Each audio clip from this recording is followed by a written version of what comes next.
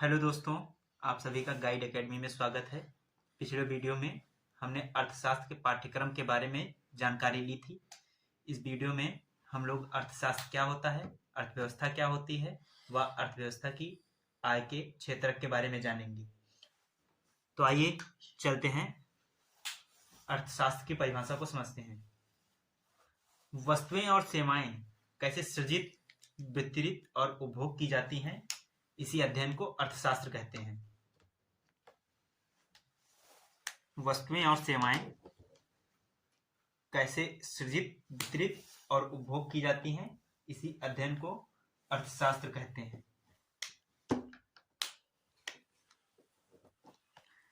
चलिए समझते हैं। वस्तुएं या सेवाएं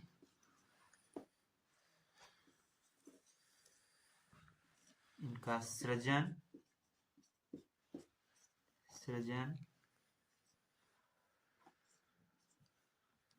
वितरण,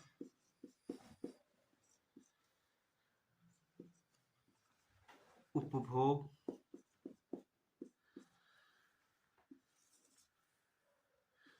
कैसे किया जाए, इसी का अध्ययन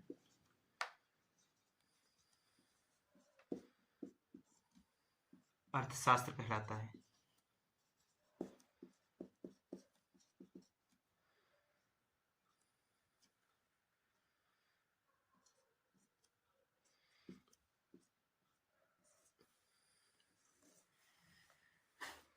वस्तुएं, सेवाएं इनका सृजन, वितरण, उपभोग का अध्ययन अर्थशास्त्र कहलाता है। अब समझते हैं अर्थव्यवस्था क्या होती है। यही अर्थशास्त्र जब किसी विशेष राज्य का के संदर्भ में हो तो उसे अर्थव्यवस्था कहेंगे।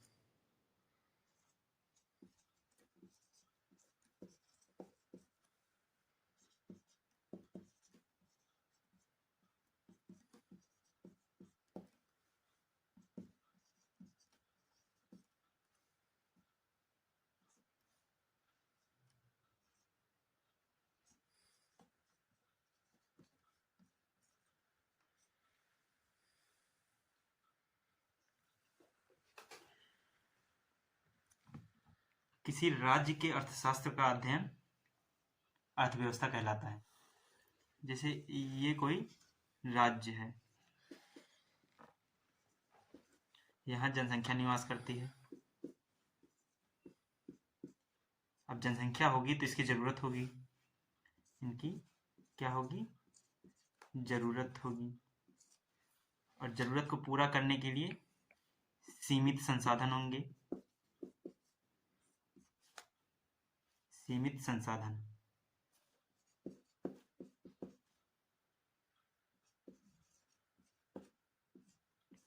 अब इन्हीं संसाधनों के प्रबंधन,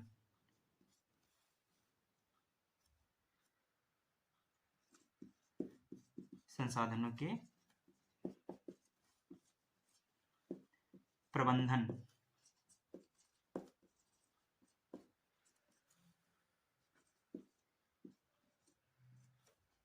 को अर्थव्यवस्था कहते हैं।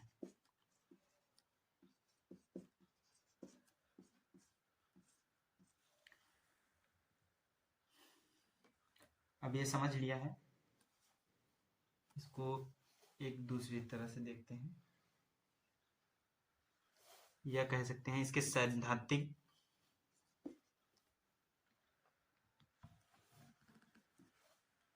संसाधनों के प्रबंधन के सैद्धांतिक अध्ययन।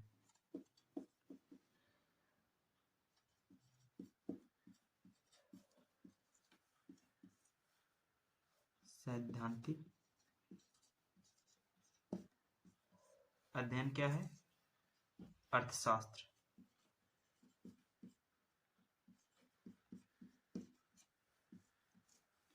अब इसका जब व्यवहारिक अध्ययन करेंगे,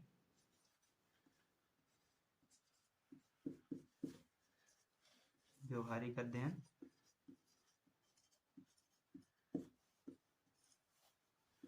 ये कहलाएगा अर्थव्यवस्था।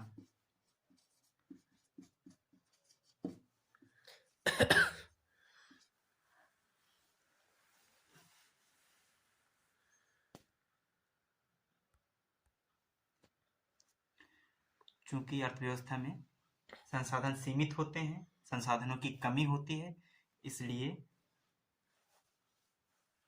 ब्रिटिश अर्थशास्त्री लियोनल रॉबिन्स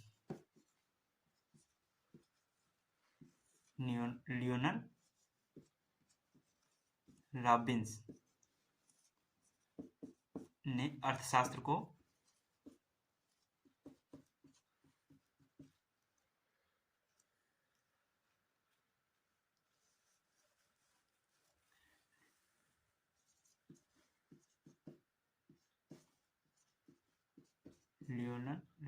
अर्थशास्त्र को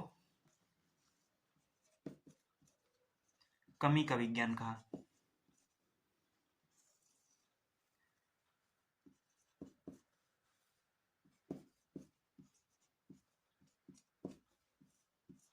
कमी का विज्ञान। अभी आपसे पूछेगा ये कहाँ के रहने वाले थे, तो ये ब्रिटिश थे, ब्रिटिश अर्थशास्त्री, ब्रिटेन के रहने वाले थे।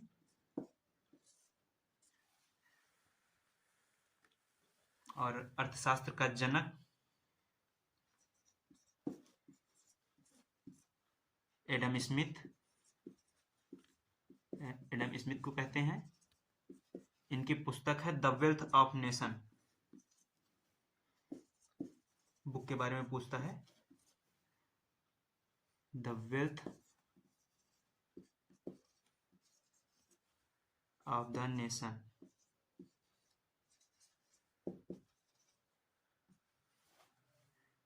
जो 1776 में प्रकाशित हुई।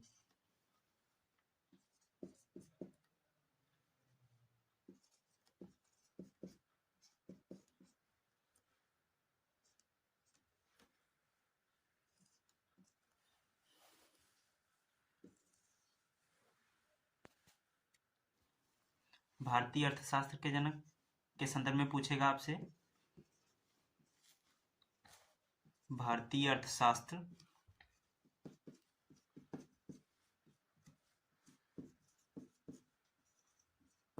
के जनक, तो इसका आंसर होगा एम विश्वेश्वरैया। भारतीय अर्थशास्त्र के जनक एम विश्वेश्वरैया। सर्वमोक्षगुंडम विश्वेश्वरैया। और अब इतनी जानकारी लेने के बाद हम समझते हैं अर्थव्यवस्था के आय के माध्यम। अर्थव्यवस्था के आय के माध्यम को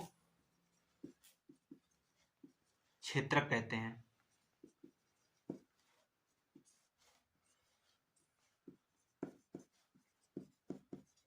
आय के माध्यम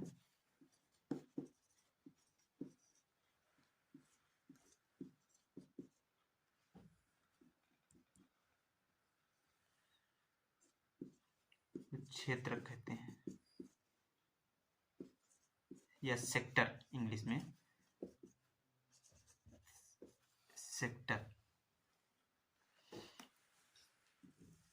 अब इसको 3 भागों में बांटते हैं। पहला है आर्थिक क्रियाओं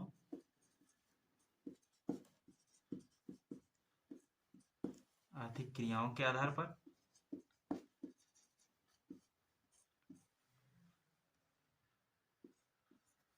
दूसरा है कार्य के आधार पर।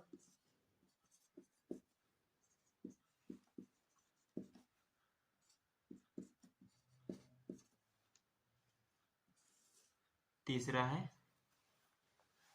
स्वामित्व के आधार पर।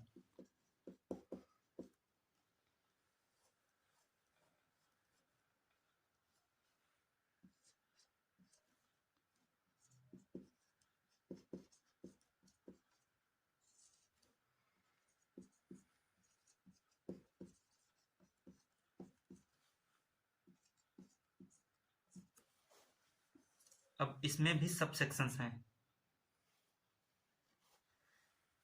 जैसे इसमें आएगा, इसको भी 3 भागों में बांटा गया है। प्राथमिक,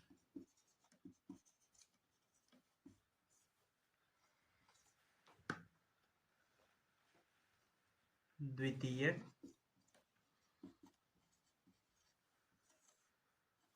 और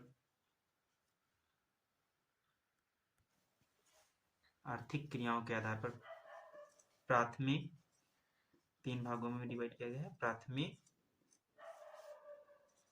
द्वितीयक और तृतीयक।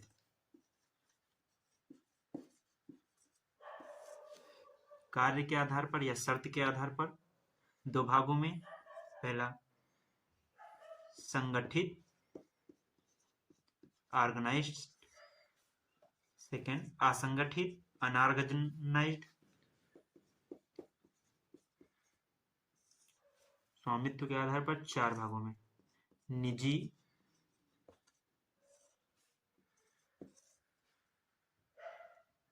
सार्वजनिक,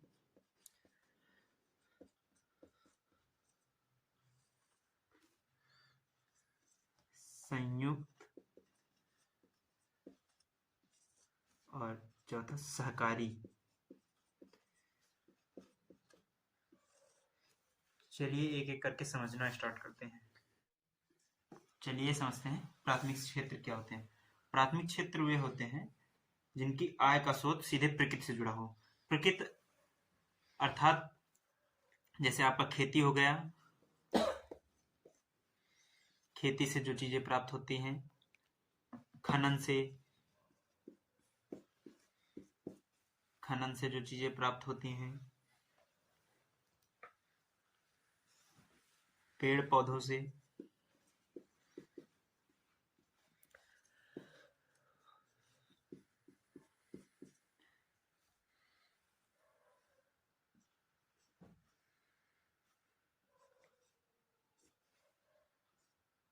जल स्रोतों से,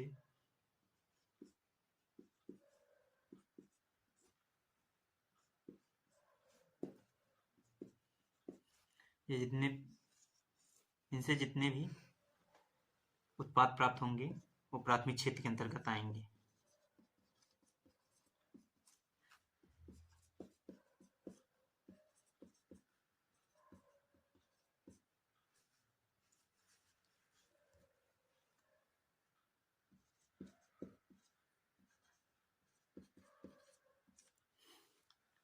आपका खेती हो गया, खनन हो गया, पेड़ पौधों से, जल स्रोतों से, जो भी जल स्रोत अर्थात नदी, समुद्र और तालाब में जैसे मछली पालन होता है, समुद्र से मछली व अन्य संसाधन पाए जाते हैं, और नदियों से भी मछली है, और कंक्रीट वगैरह पाई जाती है जो प्राथमिक क्षेत्र के अंतर्गत आती है, जिससे भवन निर्माण वगैरह होता है। अब इनसे क्या क्या उत्पाद पाए जाते हैं वो भी समझते हैं। जैसे गेहूं आपका है, ये क्या प्राथमिक सेक्टर का उत्पाद है, और मछली क्या है, प्राथमिक सेक्टर का उत्पाद है। गन्ना हो गया आपका, और पेड़ पौधों से फल प्राप्त होता है आपको, ये प्राथमिक सेक्टर का हो गया। जल से मछली प्राप्त होती है। खनन से आपको कच्चा लोहा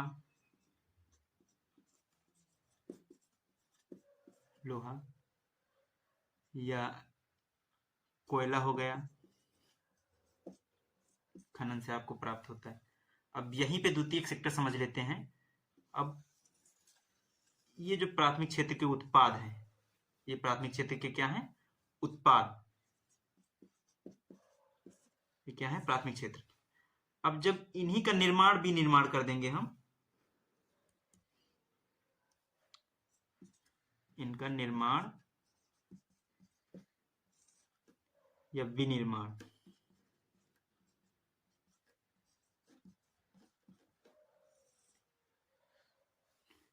इनका निर्माण विनिर्माण कर देंगे हम,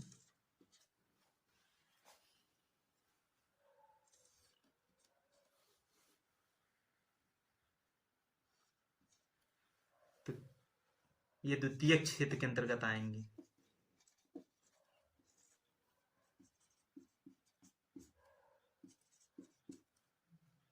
ये सब द्वितीयक क्षेत्र में आएंगे। जैसे गेहूं से क्या बन गया, आटा बन गया, आटा बन गया। गन्ना, गन्ना से आपका गुड़ बन गया, चीनी बन गया, चीनी हो गया। कच्चा लोहा हो गया, कच्चा लोहा से आपका लोहा बना या बाल्टी, कुछ भी बना, कुछ भी उत्पाद का निर्माण हुआ। तो ये निर्माण किसके अंतर्गत होता है, द्वितीय क्षेत्र के अंतर्गत होता है। और ये उत्पाद जो बनते हैं ये द्वितीय क्षेत्र के उत्पाद हैं।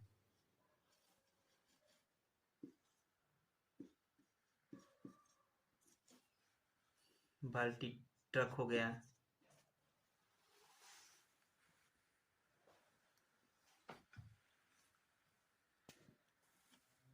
प्राथमिक और द्वितीयक सेक्टर हमने समझ लिया। प्राथमिक और द्वितीयक सेक्टर में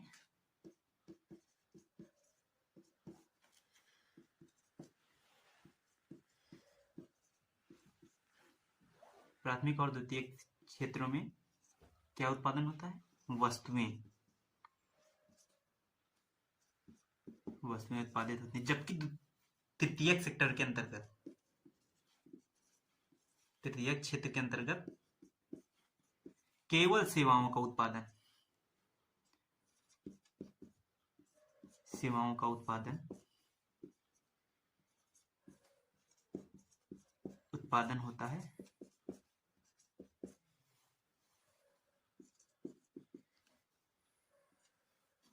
वस्तुओं का नहीं।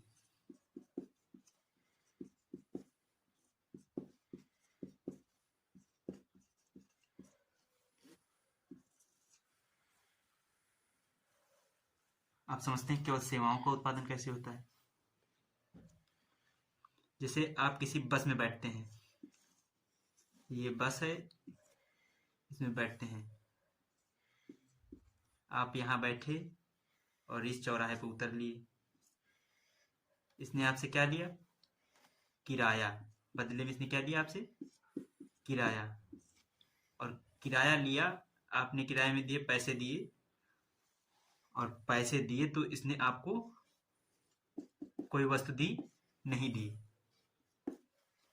केवल क्या दी, आपको यहां से लाकर यहां छोड़ दिया, ये केवल सेवा दी।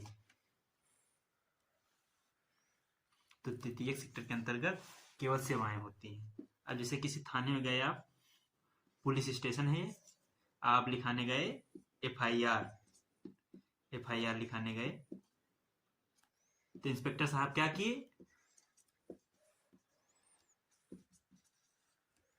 ये इंस्पेक्टर साहब ये क्या किए, आपकी एफआईआर, शिकायत सुनी, इन्होंने एफआईआर नोट कराई, शिकायत सुनी, और शिकायत सुनी, ये क्या हो गए, आपकी सेवा की। इसके बदले में इनको सरकार क्या देती है, वेतन। अब ये किसी वस्तु का उत्पादन तो कर नहीं रहे इंस्पेक्टर साहब, आपकी एफआईआर लिखी, आपकी समस्या सुनी, शिकायत सुनी, और बदले में आपकी शिकायत का क्या किया, निवारण किया। आपकी शिकायत का निवारण किया, और उसके लिए सरकार उनको वेतन देती है, और वेतन देती है। तो केवल सेवा के लिए ना कि इंस्पेक्टर साहब किसी वस्तु का उत्पादन कर रहे हैं। अब हमने आर्थिक क्रियाओं के आधार पर 3 क्षेत्र थे, प्राथमिक, द्वितीय, तृतीय, यानी प्राइमरी, सेकेंडरी एंड टर्शियरी, तीनों सेक्टर्स को पढ़ लिया है। अब हम पढ़ेंगे कार्य के आधार पर, अर्थात शर्त के आधार पर। शर्त के आधार पर पहला कौन सा था, संगठित क्षेत्र। संगठित क्षेत्र, और संगठित क्षेत्र में क्या होता है, जिसमें कार्य की शर्त, क्या कार्य करना है,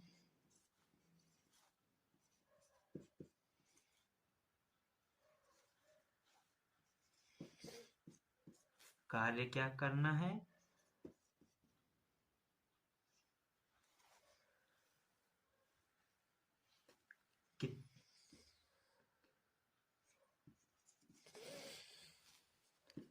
कितने समय तक करना है अर्थात कितनी देर करना है,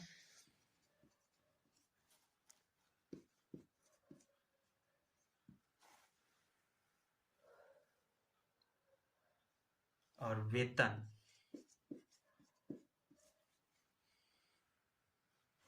ये तीनों का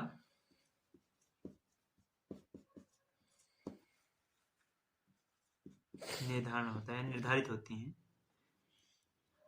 तीनों निर्धारित। ऐसे क्षेत्र संगठित क्षेत्र कहते हैं। कार्य क्या करना है, कितने समय तक करना है, और वेतन क्या मिलेगा, वेतन की वृद्धि होगी, कितने समय पर होगी, ये सारी चीजें निश्चित हों तो वह क्षेत्र संगठित क्षेत्र कहलाएगा। अब दूसरा समझते हैं असंगठित क्षेत्र। अच्छा, इसके एग्जाम्पल समझ लेते हैं। जैसे सरकारी नौकरी, सरकारी नौकरी सरकारी नौकरी में गवर्नमेंट गारंटी लेती है नौकरी, कार्य की शर्त की गारंटी लेती है, और आपको क्या करना है, कितने समय तक करना है, कितनी देर करना है ड्यूटी, और वेतन क्या मिलेगा, तीनों चीजों का निर्धारण होता है। इसलिए सरकारी नौकरी संगठित क्षेत्र के अंतर्गत आती है। और दूसरा आपका एग्जाम्पल हो गया बड़े कंपनी की नौकरी, जैसे किसी बड़ी कंपनी की गूगल हो गई, माइक्रोसॉफ्ट हो गई, टाटा ग्रुप हो गया, रिलायंस हो गया, ये सब संगठित क्षेत्र के अंतर्गत आते हैं। बड़ी कंपनियों की नौकरी।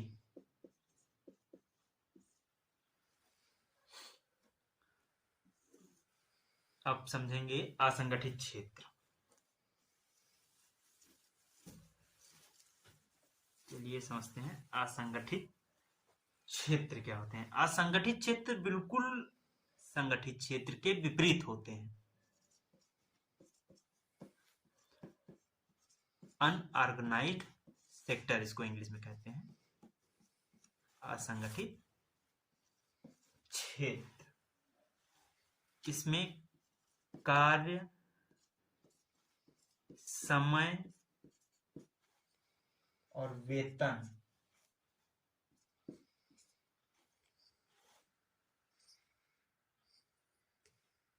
तीनों अनिश्चित।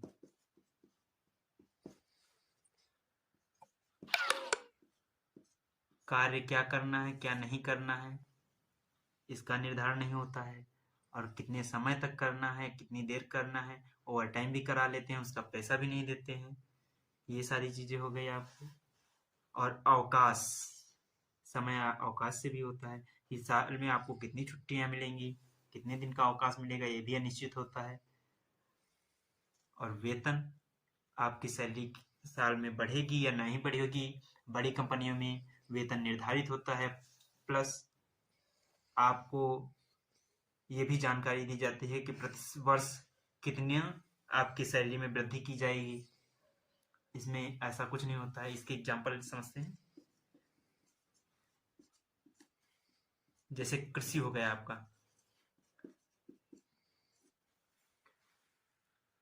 कृषि मजदूर है आपका, तो केवल सीजन में ही काम होता है। जब कृषि फसलों की बुआई कटाई होती है तभी कार्य होता है, या फिर निराई गुड़ाई वगैरह होती है तब कार्य होता है। बाकी एकदम फ्री रहते हैं, और कार्य की कोई निश्चितता नहीं। ज्यादा बारिश हो गई, फसल खराब हो गई तो काम खत्म। और कपड़ा उद्योग हो गया, कपड़ा उद्योग में असंगठित क्षेत्र का कपड़ा उद्योग, यानी छोटे कपड़ा उद्योग। जैसे छोटी दुकान है किसी मार्केट में, उस पे जो लेबर कार्य करता है उसको संडे के दिन भी छुट्टी नहीं मिलती है, सप्ताह के 7 दिन कार्य करना पड़ता है। और सुबह 9 बजे से लेकर रात के 9 बजे तक 12 घंटे। जबकि सरकारी नौकरी में या बड़ी कंपनियों की नौकरी होती हैं उसमें 8 घंटे ड्यूटी होती है, 8 घंटे ड्यूटी होती है, किसी किसी में 24 घंटे की होती है, लेकिन वो पोस्ट भी बड़ी होती है। कपड़ा उद्योग, हाँ, और ये फैक्ट साथ में याद रखना, कपड़ा उद्योग सबसे बड़ा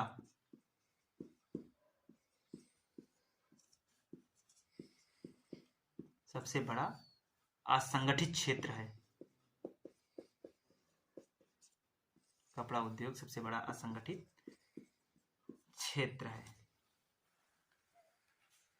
अब इसके बाद हम पढ़ेंगे स्वामित्व के आधार पर अर्थव्यवस्था के आय के क्षेत्रक, आय के माध्यम, जिन्हें क्षेत्रक कहते हैं, उनको पढ़ेंगे स्वामित्व के आधार पर। 2 हमने पढ़े, पहला पढ़ा आर्थिक क्रियाओं के आधार पर, दूसरा पढ़ा कार्य के आधार पर, अब तीसरा पढ़ेंगे स्वामित्व के आधार पर। तो स्वामित्व के आधार पर हमने अभी पहला लिखा था निजी क्षेत्र। स्वामित्व मतलब मालिकाना हक के आधार पर निजी क्षेत्र। निजी क्षेत्र मालिक कौन होगा इसका? इसमें मालिक कोई व्यक्ति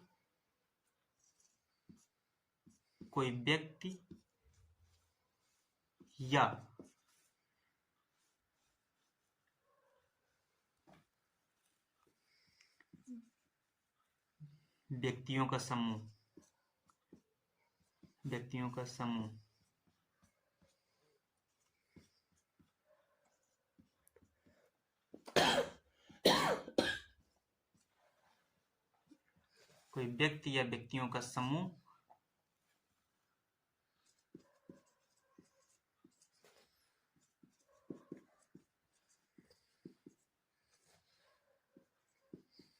कोई व्यक्ति या व्यक्तियों का समूह मालिक हो, तो ऐसे क्षेत्र निजी क्षेत्र कहलाएंगे। जैसे आपका हो गया रिलायंस, इसके मालिक कौन है? सबको पता है, टाटा ग्रुप हो गया।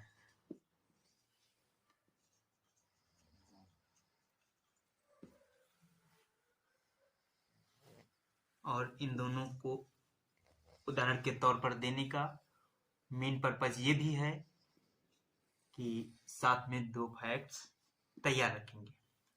रिलायंस क्या है? कैपिटल, पूंजी लागत के आधार पर, यानी धन की लागत के आधार पर सबसे बड़ी कंपनी है। रिलायंस धन के लागत के आधार पर सबसे बड़ी कंपनी, भारत की सबसे बड़ी कंपनी है ना।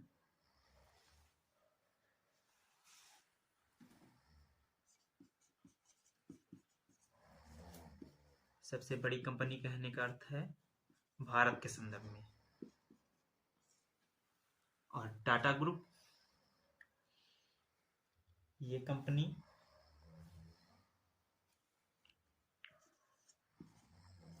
कर की क्षमता के आधार पर, यानी कर देने की क्षमता के आधार पर कर सबसे ज्यादा टाटा ग्रुप देता है।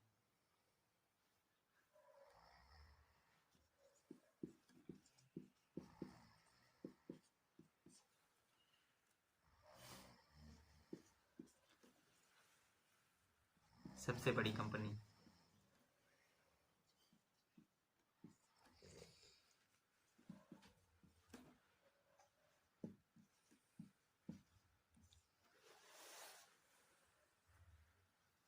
निजी क्षेत्र क्या होता है? जिसका मालिक कोई व्यक्ति या व्यक्तियों का समूह हो, ऐसे क्षेत्र निजी क्षेत्र के अंतर्गत आएंगे। जैसे आपका रिलायंस हो गया, साथ साथ में पूंजी के आधार पर रिलायंस सबसे बड़ी कंपनी है, ये भी याद रखना है। टाटा ग्रुप हो गया, कर की क्षमता के आधार पर सबसे बड़ी कंपनी है। अब दूसरा इसका समझते हैं सार्वजनिक क्षेत्र।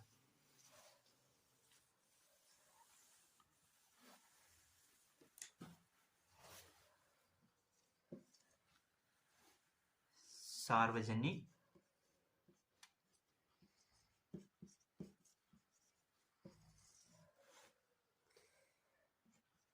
क्षेत्र। सार्वजनिक क्षेत्र का मतलब ऐसे क्षेत्र जो सरकार के स्वामित्व में आते हैं।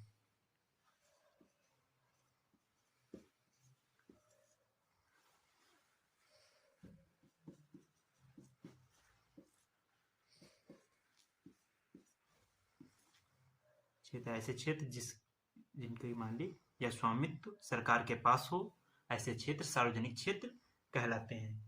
जैसे आपका हो गया रेलवे,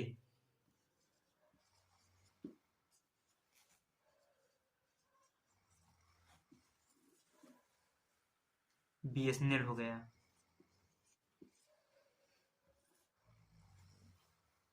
ये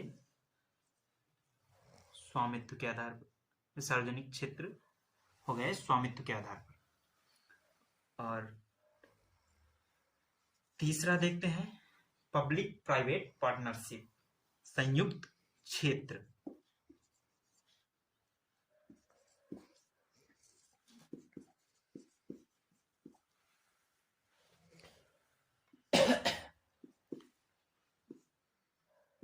इनका मालिकाना हक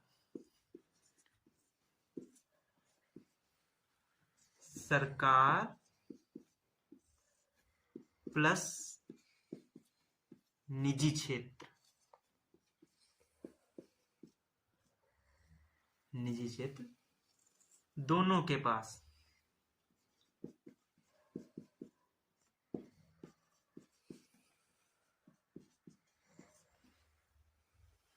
संयुक्त क्षेत्र ऐसे होते हैं जिनका मालिकाना हक सरकार व निजी क्षेत्र दोनों के पास हो,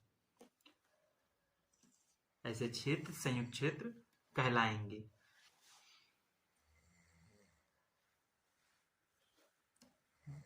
और इसे पब्लिक प्राइवेट, पब्लिक क्या हो गई, सार्वजनिक, यानी पब्लिक प्राइवेट पार्टनरशिप, प्राइवेट निजी क्षेत्र, पार्टनर